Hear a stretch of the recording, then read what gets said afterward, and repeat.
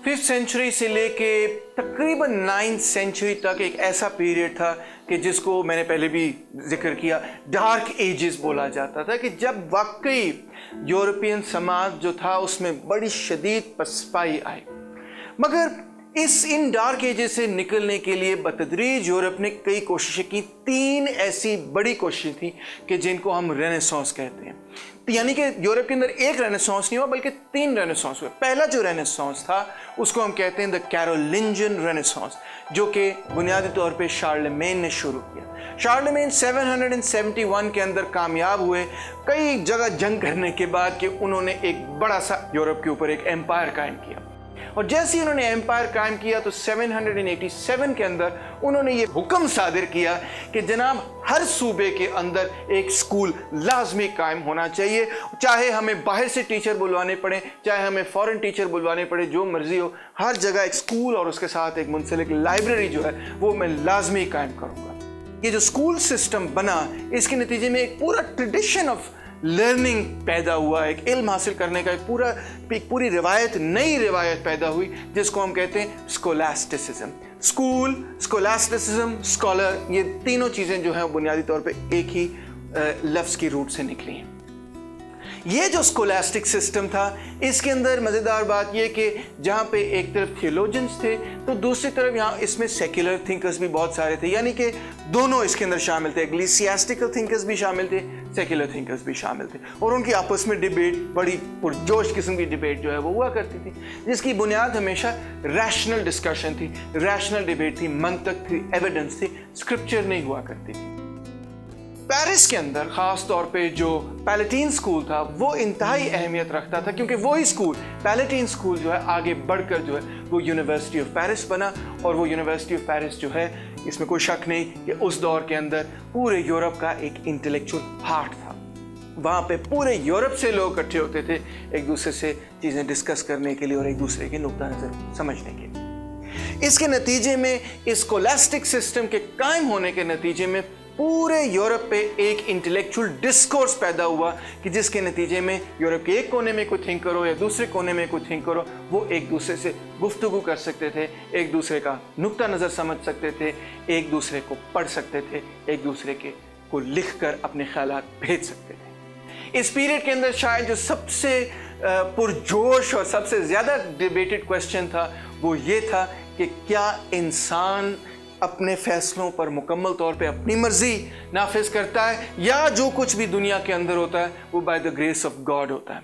तो क्वेश्चन ये था कि क्या इंसान की डेस्टिनी पहले से लिखी हुई, क्या हम प्री डेस्टिन्ड हैं अच्छाई या बुराई के हवाले से, जो भी हमने करना है वो पहले से कहीं पे मुकद्दरों में हमारे लिखा गया है, या हम अपना फैसला जो है वो खुद कर रहे हैं। इस पे बड़ी इंटेंस डिबेट चलती थी।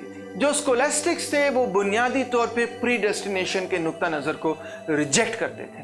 वो कहते थे कि ये मुमकिन नहीं कि पहले से आपका मुकद्दर जो है वो तय हुआ हो। क्यों? क्योंकि अगर पहले से ही मुकद्दर तय है तो फिर हेल और हेवन का क्या सवाल बनता है, क्योंकि अगर आप अपने अमाल के जिम्मेदार ही नहीं हैं, अगर आप अपने अमाल पर इक़्तिदार ही नहीं रखते, अगर आपके ऊपर अपने फैसलों की कुव्वत ही नहीं, तो फिर आपको उन फैसलों का जिम्मेदार किस तरह ठहराया जा सकता है। लिहाजा heaven and hell only make sense कि अगर इंसान की अपनी मर्जी उसमें शामिल हो, अपनी विल पावर उसमें शामिल हो। स्कोलास्टिक्स जो थे उन्होंने अपने तमाम जो स्टडी थी उसको 7 लिबरल आर्ट्स के अंदर डिवाइड किया हुआ था। वो क्या थे? Grammar, rhetoric, dialectic, arithmetic, geometry, astronomy and music. और ये म्यूज़िक थियरी के अंदर ख़ास तौर पे इस पीरियड के अंदर, यानी कैरोलिंजियन रेनेसांस के पीरियड के अंदर एक काफ़ी बड़ा एडवांस भी हुआ, बहुत सारी नई दरियाफ्त और नई तहकीकात हुई। ये एक ऐसा दौर था, यानी कैरोलिंजियन जो रेनेसांस थी, जिसमें लिटरेचर हो या आर्ट्स हो, आर्किटेक्चर हो, जूरिस्प्रूडेंस हो, स्क्रिप्चरल स्टडीज़ हों और मुख्तलिफ और चीज़ें हों, इन सब चीज़ों के अंदर यूरोप की नॉलेज के अंदर, इल्म के अंदर, इसमें कोई शक नहीं, एक इजाफा हुआ। मगर जहाँ ये इजाफा हो रहा था तो दूसरी जानिब ये इंतहाई महदूद सतह पर इजाफा था। ये समझने की ज़रूरत है कि यूरोप के अंदर कुल ख़वानदगी की शरह जो थी वो बहुत ही कम थी। ये तमाम जो रेनेसांस जिसकी मैं बात कर रहा हूँ, ये जो कैरोलिंजियन रेनेसांस था, ये बुनियादी तौर पर चंद लोगों के अंदर मखसूस था, लिमिटेड था उन तक।